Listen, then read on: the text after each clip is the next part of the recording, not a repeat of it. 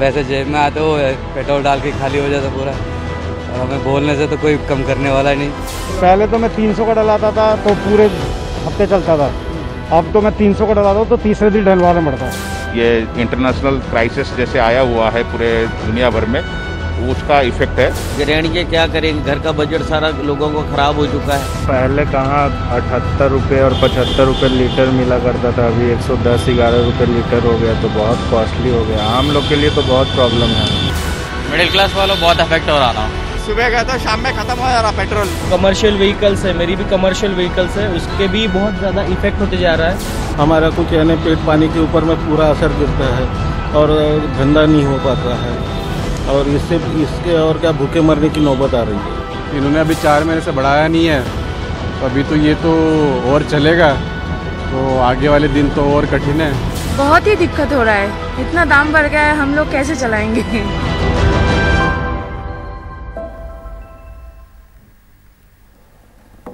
नमस्कार, आप देख रहे हैं देश की बात और मैं हूं नकमा। सबसे पहले बात करते हैं पेट्रोल और डीजल की। लगातार महंगा हो रहा है पेट्रोल और डीजल, और मंगलवार को एक बार फिर से पूरे देश में इसकी कीमतें बढ़ी हैं। तेल की बढ़ती हुई कीमतों से लोगों को राहत नहीं मिल रही है। हालांकि अंतर्राष्ट्रीय बाजार में क्रूड यानी कि कच्चे तेल की कीमत में कुछ कमी आई है। चुनाव बाद पेट्रोल और डीजल के दाम 7वीं बार बढ़े हैं। आज यानी कि मंगलवार को इस बढ़ोतरी के बाद दिल्ली में पेट्रोल और राजस्थान में डीजल तक 100 के पार चला गया है। पेट्रोल की कीमतों में 80 पैसे प्रति लीटर की बढ़ोतरी के बाद दिल्ली में पेट्रोल की कीमत 100 रुपए प्रति लीटर के पार है। डीजल की कीमत में मंगलवार को जो बढ़ोतरी हुई है उसके बाद ये लगातार बढ़ोतरी हो रही है। अंतर्राष्ट्रीय बाजार में क्रूड ऑयल के दाम कम होने के बावजूद केंद्र सरकार तेल के दामों में इजाफा ही कर रही है। कच्चे तेल के दाम फरवरी के अपने $140 प्रति बैरल के उच्चतम स्तर से गिरकर $103 प्रति बैरल आ गए हैं। फिर भी पिछले 6 दिनों में तेल कंपनियां 5 बार पेट्रोल डीजल के दाम बढ़ा चुकी हैं। तो अब दिल्ली में पेट्रोल जो है वो 4 रुपये 80 पैसे प्रति लीटर महंगा होकर 101 रुपये 21 पैसे प्रति लीटर हो गया है। दिल्ली में डीजल भी 4 रुपये 80 पैसे महंगा होकर 91 रुपये 47 पैसे प्रति लीटर है। और मेट्रो शहरों में मुंबई में पेट्रोल सबसे महंगा है, 115 रुपये प्रति लीटर, और डीजल 99 रुपये 25 पैसे प्रति लीटर है। दिल्ली में अब पेट्रोल 4 रुपये 80 पैसे प्रति लीटर महंगा होकर 101 रुपये 21 पैसे प्रति लीटर का हो गया, जबकि दिल्ली में डीजल 4 रुपये 80 पैसे प्रति लीटर महंगा होकर 91 रुपये 47 पैसे प्रति लीटर का हो गया है। मेट्रो शहरों में मुंबई में पेट्रोल सबसे महंगा 115 रुपये 4 पैसे प्रति लीटर और डीजल 99 रुपये 25 पैसे प्रति लीटर का हो गया है। सरकार सीधी सी बात है, लूट रही है, इसमें और कोई दो राय नहीं है। दो राय नहीं है? नहीं, कोई दो राय नहीं है। बिल्कुल इन लोग तंग कर रखे हैं। अजी देखो, ऐसा गरीब आदमी के पास काफ़ी इसमें बोझ पड़ा हुआ है और गवर्नमेंट को इसमें कुछ करना चाहिए इस विषय में। आपको लगता है टैक्स घटाना एक विकल्प है पेट्रोल डीजल पर? टैक्स तो देखो बड़े आदमी भरते, छोटा आदमी टैक्स भरता नहीं है। जो नॉर्मल आदमी है वो तो टैक्स भरते नहीं है। बड़े आदमी पर टैक्स का असर पड़ना चाहिए और ये चीज़ें घटनी चाहिए। पेट्रोल तो बढ़ ही रहे डेली, बढ़ते जा रहे हैं। खर्चा तो बढ़ ही गया सब आने जाने का। खर्चा बढ़ गया, कितना असर पड़ा? मतलब आपके जैसे एक दिन में कितना पेट्रोल भराते हो आप? करीब 300 रुपये महीना का खर्च पड़ गया आज के रेट से। यूक्रेन युद्ध की वजह से अंतर्राष्ट्रीय बाजार में कच्चे तेल की कीमत मंगलवार को $110 प्रति बैरल से कुछ ऊपर बनी रही। पिछले 4 हफ्तों से यूक्रेन युद्ध और रूस पर लगे प्रतिबंधों की वजह से अंतर्राष्ट्रीय तेल बाजार में कच्चे तेल की कीमतों में उथल-पुथल लगातार जारी है। We are also facing the situation. इस जंग का असर हर देश पर पड़ रहा है। जैसे महामारी से हर देश पर असर पड़ा था, लेकिन जंग से कई सप्लाई पर असर पड़ रहा है। वैल्यू चेन्स टूट चुकी हैं, नई मार्केट्स खुल रही हैं, पुरानी मार्केट्स में अब कुछ भी सामान्य नहीं है। This impact is disruption to very many supplies. इसके साथ ही अब पेट्रोल और डीजल पर लगने वाले टैक्स और ड्यूटी को घटाने की मांग भी तेज हो रही है। इंडियन ऑयल के ताजा आंकड़ों के मुताबिक 16 मार्च 2022 को दिल्ली में पेट्रोल की कीमत 95 रुपए 41 पैसे प्रति लीटर थी। इसमें भारत सरकार द्वारा लगाए जाने वाले एक्साइज ड्यूटी का हिस्सा 27 रुपए 90 पैसे प्रति लीटर और दिल्ली सरकार द्वारा वसूले जाने वाले वैट का हिस्सा 15 रुपए 50 पैसे प्रति लीटर था। यानी प्रति लीटर पेट्रोल पर दिल्ली में टैक्स और ड्यूटी का हिस्सा कुल मिलाकर 45 रुपए 40 पैसे यानी 45.48% था। अगर हमारी लागत बढ़ेगी तो हमारे किराए में भी बढ़ोतरी होगी। इससे जो भी एसेंशियल नॉन एसेंशियल जो कमोडिटीज है उसमें बढ़ोतरी होगी, यानी महंगाई में बढ़ोतरी होगी। और जो महंगाई उचले स्तर पर है, आने वाले दिनों में ट्रक भाड़ों में माल ढुलाई में बढ़ोतरी होने के कारण इसका असर महंगाई पर भी गिरेगा। हमारी सरकार से अपील है कि 3 महीने में एक बार तेल की कीमतों में बढ़ोतरी होनी चाहिए। वन नेशन वन टैक्स के माध्यम से इसे जीएसटी के दायरे में लाना चाहिए और देश भर में एक सामान्य तेल की कीमतें होनी चाहिए। यूक्रेन युद्ध का साया अंतर्राष्ट्रीय तेल अर्थव्यवस्था पर गहराता जा रहा है। एक तरफ जहां अंतर्राष्ट्रीय तेल बाजार में कच्चा तेल और ज्यादा महंगा होने से भारत का तेल आयात बिल लगातार बढ़ता जा रहा है, वहीं दूसरी तरफ डीजल जैसी कमोडिटीज की कीमतों में बढ़ोतरी से भारत में महंगाई दर और बढ़ने का खतरा भी बढ़ता जा रहा है। मुंबई से सुनील सिंह और दिल्ली से कैमरा पर्सन अश्विनी मेहरा के साथ हिमांशु शेखर, एनडीटीवी इंडिया। और हमारे साथ मौजूद हैं आर्थिक पत्रकार माधवन नारायणन। स्वागत है आपका देश की बात में। आपके साथ माधवन, सबसे पहले अगर हम आपसे ये समझना चाहेंगे कि अंतर्राष्ट्रीय बाजार में जो क्रूड प्राइसेस में तेजी आई थी उसमें अब कुछ कमी भी आई है। जो वो सबसे ऊपर पहुंचा था वहां से कुछ नीचे भी आया है, लेकिन इसका असर अभी रिटेल बाजार में नजर नहीं आ रहा है यहां भारत में। तो इसकी क्या वजह है और इसका असर कब तक दिख सकता है? नगमा, अंग्रेजी में कहो तो ये मार्केट वॉलेटाइल है, यानी कि ऊंच नीच बहुत है। जैसे $120 बैरल था कल, आज 113 में आ गया। कल 105 भी हो सकता है और 125 भी हो सकता है, क्योंकि यूक्रेन का युद्ध है उसके वजह से। और कहते हैं ना, एक तो करेला फिर उस पर नीम चढ़ा हो गया। पहले से ही अमेरिकन इकोनॉमी में, यूएस की अर्थव्यवस्था में जो ग्रोथ हो रहा था उसकी वजह से एज इट इज, जैसे आप देखेंगे तो तेल की कीमत बढ़ रही थी। उस पे यूक्रेन का युद्ध के आ गया, इसलिए उसकी वजह से बहुत ही उथल पुथल मच गई है, जिसकी वजह से रोज एक नई कहानी सुनने को मिलती है तेल के बारे में। तो इस संदर्भ में मतलब ओवरनाइट कोई भी उस पर कुछ कह नहीं सकता, इसलिए सरकार थोड़ा थोड़ा करके बढ़ाती जा रही है। मगर ऐसा भी नहीं कि इतना घट गया कि सरकार घटाए। सरकार भी खुद कंफ्यूज लगती है इस मामले में, मगर एक तरफ पे वो चुनाव की अब कोई प्रेशर नहीं रही, इसलिए बढ़ाते चले जा रहे हैं। यही मेरी रीडिंग। तो चुनाव तक ये आप मान रहे हैं कि एक तरह का दबाव था, चुनाव का दबाव था कि तो वो दाम कीमत को कम करके रखे हुए थे। ये कैसे मुमकिन होता है कि चुनाव जब तक है या जब चुनाव आने वाले होते हैं, उसकी तैयारी चल रही होती है, तो लगातार 137 दिनों तक तेल की कीमतें नहीं बढ़ी, बावजूद इसके कि अंतर्राष्ट्रीय बाजार में काफी उथल पुथल थी, क्योंकि अब जो हमारे यहाँ पेट्रोल डीजल के दाम है उनको मार्केट निर्धारित करता है। तो क्या इसमें सरकारों का रोल होता है? सरकार इशारा करती है तो दाम कम रहते हैं, कंपनियां नहीं बढ़ाती हैं, वहां से किस तरह से ये कंट्रोल हो रहा है?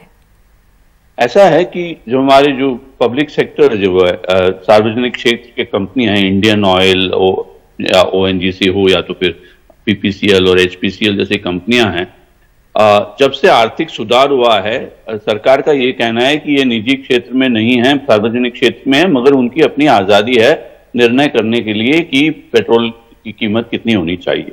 मगर हम सब जानते हैं कि राजनीतिक, जैसे अंग्रेजी में कहते हैं नॉड और विंक, छोटे छोटे इशारों पर ये पब्लिक सेक्टर कंपनियां जो है, सार्वजनिक क्षेत्र की कंपनियां तो नाचती ही हैं। तो वो राजनीतिक इशारे पे चलते हैं, मगर सरकार अपनी मर्जी से कभी कहती है कि उनकी मर्जी है और कभी कहती है कि हाँ कुछ करनी चाहिए। मगर थुक पीट कर जब बॉटम लाइन ये रहा कि जब राजनीति की दबाव ना हो तो वो बढ़ाई देते हैं, और चुनावी माहौल ना हो तो वो बढ़ाई देते हैं, क्योंकि उनका मुनाफा कम हो जाता है। उनकी जो शेयर मार्केट में मुनाफे का भी फिक्र रहता है, क्योंकि लिस्टेड कंपनियां हो गई हैं। बीपीसीएल का तो ऑफकोर्स अलग हिसाब है, आईओसी लिस्टेड है, तो वो ये खेल चलता रहता है, क्योंकि ये सब मार्केट इकोनॉमी से जुड़े हो गए कि आपने एक जमाने में पूरा का पूरा सरकार का नियंत्रण था इस पे। अब कहते हैं नियंत्रण नहीं, मगर इशारा जरूर है जी। इसलिए चित भी मेरी पट भी मेरी का हिसाब हो गया, अपनी मर्जी से कहते हैं, और जब तक चुनाव ना हो तो बढ़ाई देते हैं, क्योंकि अगर ना बढ़े तो महंगाई के दो रूप होते हैं। एक तो जो आम रोजमर्रा की जिंदगी में जो जैसे हाउसवाइफ्स होते हैं या तो गृहिणियां होती हैं, उनके लिए आटे दाल का भाव बढ़ जाता है क्योंकि ट्रांसपोर्ट कॉस्ट बढ़ जाती है। मगर दूसरी तरफ यह है कि अगर रिजर्व बैंक की दृष्टि से देखें, अगर मुद्रास्फीति जो भी है इन्फ्लेशन बढ़ गया तो वो मजबूर हो जाता है कि इंटरेस्ट रेट बढ़ाएं, मतलब ब्याज के दर बढ़ाएं। तो ये कहते हैं ना, अभी कहीं गाना सुन रहा था, मामला संगीन है, एक तरफ रूस है दूसरी तरफ चीन है। ये जो हिसाब बैठ गया कि आप तेल के भाव बढ़ाएं तो भी प्रॉब्लम है, ना हो तो भी समस्या है, इसलिए बीच में रोक वॉक कर रही है सरकार, मगर परेशान तो आम आदमी है। जी बिल्कुल, आपने सही कहा कि दोनों ही सूरत में आम आदमी परेशान है। अभी आप देखें कि पेट्रोल की दाम कीमत जो है वो कितनी बढ़ गई है। डीजल कई जगहों पर डीजल तक 100 रुपए के ऊपर है और पेट्रोल तो कई जगहों पर अब 100 रुपए के ऊपर है। तो इसका असर, जैसा आपने कहा, कि बहुत सारी चीजों पर नजर आएगा। अगर भारत की बात करें तो रूस और यूक्रेन की जो लड़ाई है या पश्चिमी देशों से जो टकराव इस वक्त चल रहा है रूस का, भारत अगर ऑयल इंपोर्ट करता है तो किन देशों पर भारत की निर्भरता कितनी है? भारत ईरान से भी तेल लेता है, सऊदी अरब, और अगर हम इस तरफ के इलाके देखें तो इस पूछने का मेरा ये अर्थ है कि ये जो युद्ध है रूस और यूक्रेन के बीच में, इसका कितना असर सीधा तेल के कॉन्टेक्स्ट में भारत पे पड़ता है? दो तरह से पड़ सकता है, ये थोड़ा मुझे समझाना होगा। रूस से एक तरफ सस्ते तेल खरीदने की बात चली है, थोड़ा बहुत हो रहा है, मगर रूस से जो आंकड़ों के हिसाब से देखें तो अगर 1800 मिलियन बैरल्स इंडिया इंपोर्ट करता है, यानी कि 180 करोड़ आई थिंक, तो उसमें से ये 18 मतलब 1-2% की जो आयात होती है वो रूस से है। इसलिए रूस की सप्लाई अगर सस्ती भी हो उससे कोई प्रभाव नहीं पड़ता। ज्यादातर तो ओपेक के हिसाब से चलता है, जो organisation of petroleum exporting countries कहते हैं, उसमें सऊदी अरब बहुत प्रधान है और बाद में ईरान के साथ भारत का अलग रिश्ता है, तो यहां से काफी निर्भरता है। मगर दर जो है वो तो ग्लोबल मार्केट से जुड़े हुए हैं।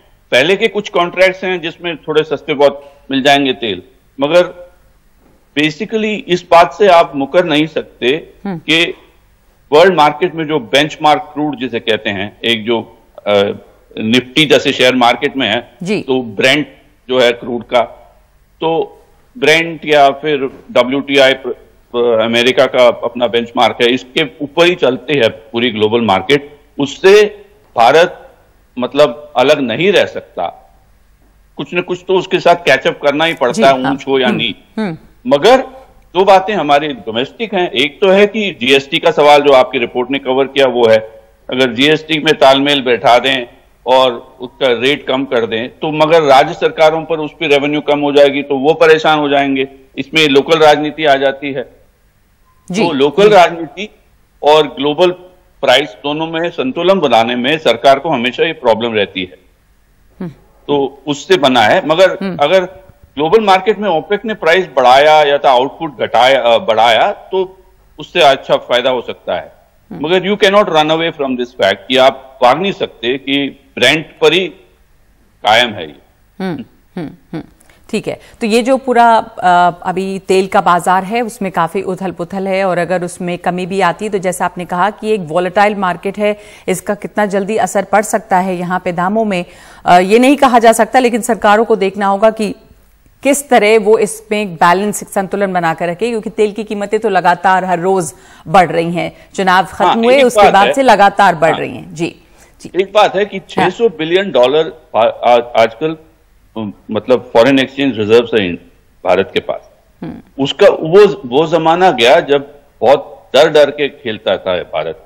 अभी काफी सुधार मतलब स्ट्रॉन्ग क्वेश्चन है, उसको अगर सरकार ठीक यूज करें तो क्या पता आम आदमी के लिए कुछ फायदा पहुंचाएं, मगर अभी तक उसके कोई आसार नजर नहीं आते। जी, यही देखना होगा कि सरकार कब ऐसा करने का फैसला लेती है और आम आदमी की फिक्र करती है कि ये जो तेल के दाम लगातार बढ़ रहे हैं इसके ऊपर कुछ रोक लगे। शुक्रिया आपका माधवन नारायणन। और एक दूसरी खबर इस वक्त देश की बात में, ट्रेड यूनियनों का बुलाया हुआ 2 दिन का भारत बंद खत्म हो गया है। आज इसका आखिरी दिन है, दूसरा दिन। इसका मकसद सरकार की आर्थिक नीतियों के खिलाफ विरोध जाहिर करना था।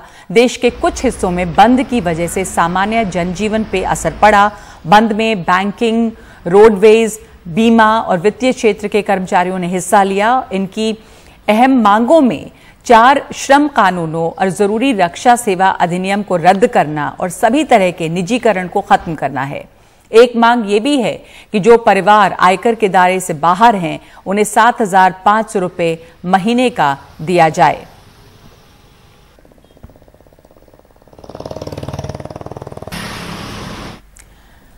हमारे साथ इस वक्त मौजूद हैं महासचिव AITUC की अमरजीत कौर। बहुत बहुत धन्यवाद आपका। ये जो बंद बुलाया गया 2 दिनों का, इस बंद का बहुत ज्यादा असर देखा गया क्या? क्योंकि कुछ रिपोर्ट्स आई हैं जो दक्षिण के कुछ देशों से, वहां पे कुछ असर है, लेकिन आप अगर पूरे भारत को देखते हैं, भारत बंद था, तो किन इलाकों में आपको लगता है कि इसका ज्यादा असर हुआ है? देखिए, हमने भारत बंद का कॉल तो दिया नहीं था, हमने नेशनल जनरल स्ट्राइक का कॉल दिया था।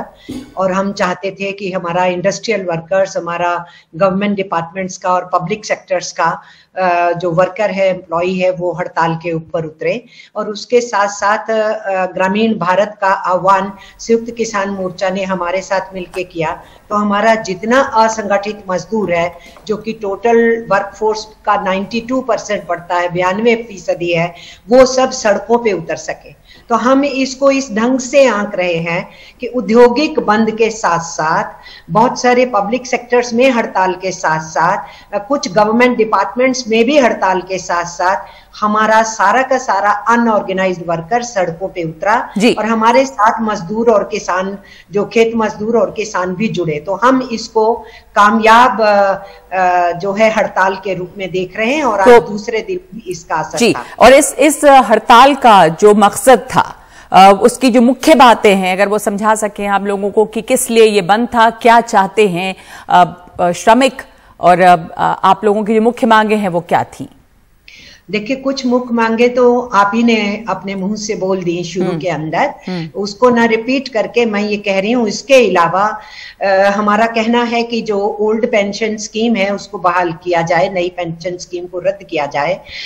हमारा ये भी कहना है जो किसी भी पेंशन स्कीम से कवर्ड नहीं है उसको गवर्नमेंट एक न्यूनतम पेंशन देने की तैयारी करे। और ये पेड पेंशन का जो सिलसिला है, जिनके पास पहले ही रोटी नहीं है उनका तो प्रश्न ही नहीं उठता है।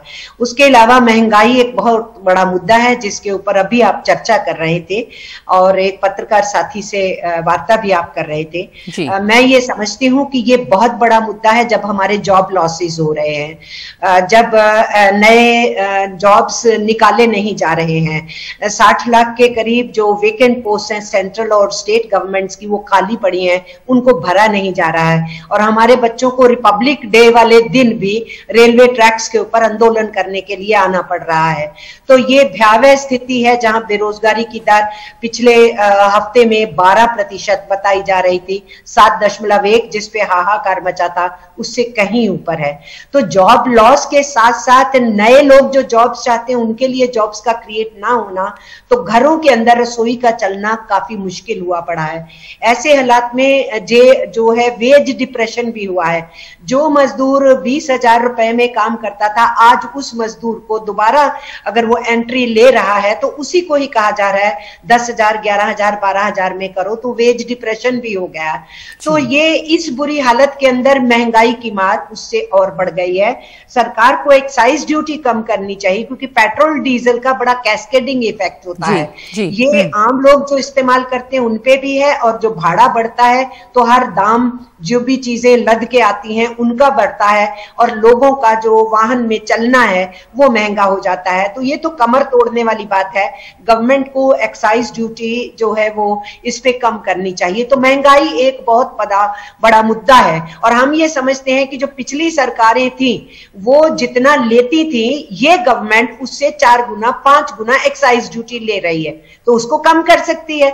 और अगर अभी बताया गया, आप जिनसे बात कर रहे थे उन्होंने कहा कि $110 है इस वक्त इंटरनेशनल मार्केट, तो जब $147 थी इंटरनेशनल मार्केट, तो यही गवर्नमेंट कह रही थी हम तो 40 रुपए में दिलाएंगे जी, हम तो एक्साइज ड्यूटी कम कर देंगे जी, ये बहुत महंगा दे रहे हैं। तो अब बताइए, अभी तो $110 आया है और इतना ज्यादा क्यों महंगा है? तो एक महंगाई एक वर्कर के लिए बहुत बड़ा मुद्दा है, जो वो हमारे प्रश्नों का वो भी एक मुद्दा था। और जो पब्लिक सेक्टर अंधाधुंध बेच रही है, 10 तारीख को नतीजे आते हैं और उसके अगले ही दिन कैबिनेट डिसीजन लेती है कि सारे सेंट्रल पब्लिक सेक्टर एंटरप्राइजेस की जमीन देखो कितनी है, वो हमें मोनेटाइज करनी है। ये मोनेटाइज नहीं कर रहे हैं, ये बेच रहे हैं। तो देश बेचने की नीति पे निकली हुई सरकार ऊपर से रोजगार भी नहीं दे पा रही और चुनाव तक इंतजार की कि दाम नहीं बढ़ाएंगे, चुनाव के बाद जो है रिजल्ट आने के बाद तुरंत दाम बढ़ाने शुरू किए।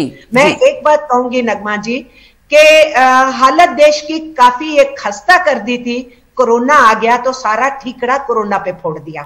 अब इनकी अपनी कारण है कि रेट्स बढ़ रहे हैं, तो अब रशिया और यूक्रेन जो है वो तो आप कह रहे हैं कि सरकार के बस में है कि वो चाहे तो एक्साइज ड्यूटी कम करे, जो महंगाई बेतहाशा है, बेरोजगारी इतनी ज्यादा है, उसके ऊपर ध्यान केंद्रित करें और उसको हल करने की कोशिश करें।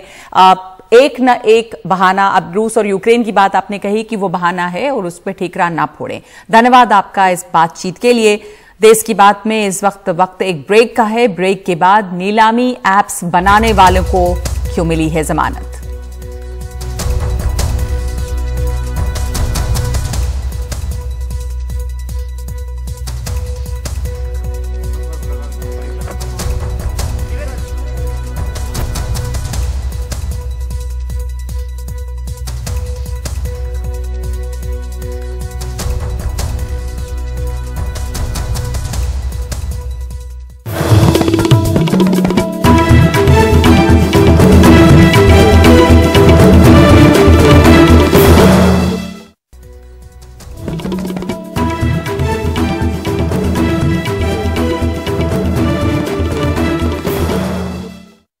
दिल्ली की एक अदालत ने सोमवार को बुल्ली बाई ऐप मामले के आरोपी नीरज बिश्नोई और सुल्ली डील्स ऐप बनाने वाले ओंकारेश्वर ठाकुर को मानवीय आधार पर जमानत दे दी है। अदालत ने माना है कि आरोपियों ने पहली बार अपराध किया है और लगातार जेल में रहना उनकी भलाई के लिए हानिकारक होगा। अदालत ने आरोपी व्यक्तियों के ऊपर सख्त शर्तें लगाई हैं ताकि वो किसी गवाह को धमका न सकें और किसी भी सबूत को खराब न कर सकें। इन ऐप्स के जरिए इन लोगों ने सोशल मीडिया पर मुस्लिम महिलाओं की तस्वीरें लगाकर उनकी ऑनलाइन नीलामी की थी। इस बारे में जानकारी दे रहे हैं हमारे सहयोगी मुकेश सिंह सेंगर। कोर्ट ने सुल्ली डील्स ऐप और बुल्ली बाई ऐप बनाने वाले नीरज बिश्नोई और ओमकारेश्वर ठाकुर को जमानत दे दी है। दोनों को दिल्ली पुलिस ने इसी साल जनवरी के महीने में गिरफ्तार किया था। आरोप ये है कि इन्होंने गिटहब प्लेटफॉर्म पर सुल्ली डील्स और बुल्ली बाई ऐप बनाए, जिस पर मुस्लिम महिलाओं की तस्वीरें अपलोड की और उनकी नीलामी की। इसके बाद कई मुस्लिम महिलाओं ने इसकी जानकारी दिल्ली पुलिस और मुंबई पुलिस से साझा की। दिल्ली पुलिस और मुंबई पुलिस ने केस दर्ज किए थे, लेकिन दिल्ली पुलिस ने सुल्ली डील्स और बुल्ली बाई ऐप के फाउंडर को गिरफ्तार किया था। तब से ये लोग जेल में थे, लेकिन कल कोर्ट ने लंबी सुनवाई के बाद दोनों आरोपियों को जमानत दे दी। कोर्ट ने जमानत इस आधार पर दी कि दोनों जो आरोपी हैं उनका ये पहला ऑफेंस है, यानी कि उनका ये पहला अपराध है। दूसरा मानवीय आधार, और तीसरा कोर्ट ने ये कहा कि इस मामले में चार्जशीट दाखिल हो चुकी है, ऐसे में ये आरोपी फॉरेंसिक सबूतों से छेड़छाड़ नहीं कर सकते हैं। हालांकि कोर्ट ने जमानत देते वक्त कई पाबंदियां भी लगाईं। कोर्ट ने कहा कि आरोपी किसी भी तरह से गवाहों को प्रभावित नहीं करेंगे, देश नहीं छोड़ेंगे, और जब भी पुलिस अधिकारी उनको जांच के लिए बुलाएंगे वो जांच में शामिल होंगे। तो इस तरह से तमाम पाबंदियां लगाने के बाद कोर्ट ने ये माना कि मानवीय आधार को देखते हुए जो दोनों आरोपी हैं उनका ये पहला ऑफेंस है और ऐसा नहीं लगता कि अब ये लोग गवाहों को प्रभावित करेंगे या सबूतों से छेड़छाड़ करेंगे। इसके बाद कोर्ट ने दोनों आरोपियों को जमानत दे दी। इस मामले को लेकर मुंबई में भी कई केस दर्ज हुए थे और मुंबई पुलिस ने भी कुछ आरोपियों को गिरफ्तार किया था। जो ये दोनों ऐप हैं, सुली डील्स और बुल्ली बाई ऐप, इसमें कई मुस्लिम महिलाओं की तस्वीरें अपलोड की गई थी, चाहे वो महिला पत्रकार हों या दूसरे क्षेत्रों से जुड़ी महिलाएं हों। उन्होंने इसकी शिकायत दिल्ली और मुंबई पुलिस से की थी। इसके बाद पुलिस ने केस दर्ज किया था और इस मामले की जांच शुरू की थी। तो इस तरह से जो मुख्य आरोपी हैं नीरज बिश्नोई और ओमकारेश्वर सिंह, इनको पुलिस ने गिरफ्तार किया था। जनवरी से ये लोग जेल में बंद थे, लेकिन कल यानी सोमवार को लंबी सुनवाई के बाद कोर्ट ने दोनों आरोपियों को जमानत दे दी है। देश की बात में एक ब्रेक के बाद किस तरह बदल रहा है आपराधिक कानून। अधिनियम में केवल फिंगरप्रिंट और फुटप्रिंट लेने का ही को अधिनियम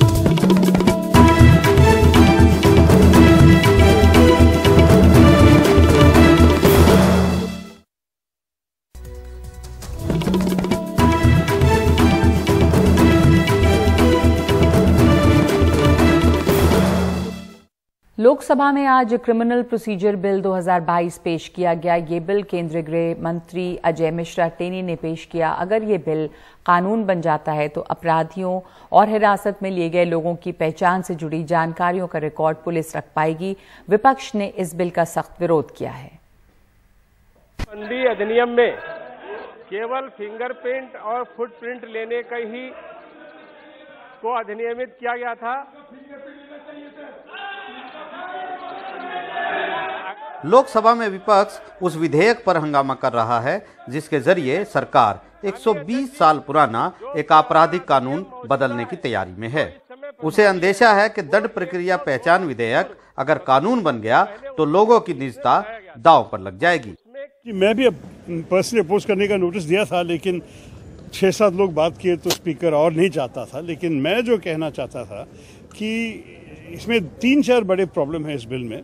जो आपने सुना पार्लियामेंट में कि बहुत सारे ज़्यादा इंट्रूजन कर रहे हैं हमारे, सिर्फ उंगली के फिंगरप्रिंट्स नहीं लेकिन बहुत दूसरी चीज़ें डीएनए वगैरह सब ले सकते हैं। ये सब क्रिमिनल आइडेंटिफिकेशन का जो प्रोसेस है, जो प्रोसीजर है, वो सीआरपीसी में जब से सीआरपीसी बनी है तब से चल रहा है।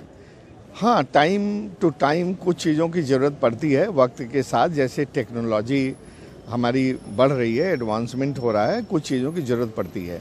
लेकिन उसमें उनका रेटिना का वो लेना, बायोमेट्रिक लेना, ये सब this interferes with the individual dignity. ये जो बोला गया कोई अरेस्ट होने से उसको बायोलॉजिकल सैंपल्स या ब्रेन मैपिंग का रिपोर्ट पुलिस के पास रहेगा और वो बहुत दिन तक प्रिजर्व होगा, ये खराब है, अधिकार के खिलाफ है, इसलिए हम विरोध किया था। स्पष्ट नहीं कि विधेयक को पुरस्कृत करने की अनुमति प्रदान की जाए। दरअसल दंड पहचान प्रक्रिया विधेयक 2022 के जरिए 1920 के एक पुराने कानून को बदलने की तैयारी है। इसके तहत किसी भी अपराध के आरोपी के फिंगरप्रिंट और फुटप्रिंट के साथ रेटिना, बायोमेट्रिक, साइन, हस्तलेख के अलावा जैविक नमूने भी लिए जा सकेंगे। एनसीआर भी इसे 75 साल तक संरक्षित रख सकेगा। जो प्रिवेंटिव हिरासत में होंगे उनके भी नमूने लिए जाएंगे। अदालत द्वारा छोड़े जाने या बरी किए जाने पर डेटा मिटा दिया जाएगा। पुराने कानून में सिर्फ गंभीर अपराधों में फिंगरप्रिंट और फुटप्रिंट लेने का प्रावधान है। मानवाधिकार से जुड़े जानकार इसे मौलिक अधिकारों का उल्लंघन करार दे रहे हैं। वो आजकल तो किसी को भी पकड़ के जेल में डाल देते हैं। जो लोग बिल्कुल इनोसेंट होते हैं उन लोगों को भी जेल में डाल देते हैं। ऑपोजिशन चाहे जितना भी विरोध करे, ना तो कोई डिस्कशन हो पाता है, ना ही बिल को सेलेक्ट कमेटी में या स्टैंडिंग कमेटी में भेजा जाता है, और जो ये सरकार चाहती है सब धड़ाक से पास हो जाता है। वहीं आपराधिक कानून के जानकार भी कहते हैं कि सब कुछ सुरक्षित रखना आसान नहीं है। जो नया कानून अभी पेश किया गया है सीआरपीसी अमेंडमेंट में, जिसमें बायोमेट्रिक का डेटा लिया जा सकता है, उसको ज़रा संविधान के नज़रिए से देखना पड़ेगा, क्योंकि हमें ये देखना पड़ेगा कि संविधान के तहत में ये कानूनी सही है कि नहीं। सरकार कदम तो आगे बढ़ा रही है, लेकिन ये मुद्दा सीधे सीधे देश के नागरिकों के मौलिक अधिकारों से जुड़ा है और जब बात मौलिक अधिकारों की होगी तो फिर देश की सबसे बड़ी अदालत सुप्रीम कोर्ट भी सामने होगा और केंद्र सरकार को उसके कटघरे में खड़ा भी होना होगा। नई दिल्ली से राजीव रंजन के साथ आशीष भार्गव, एनडीटीवी इंडिया।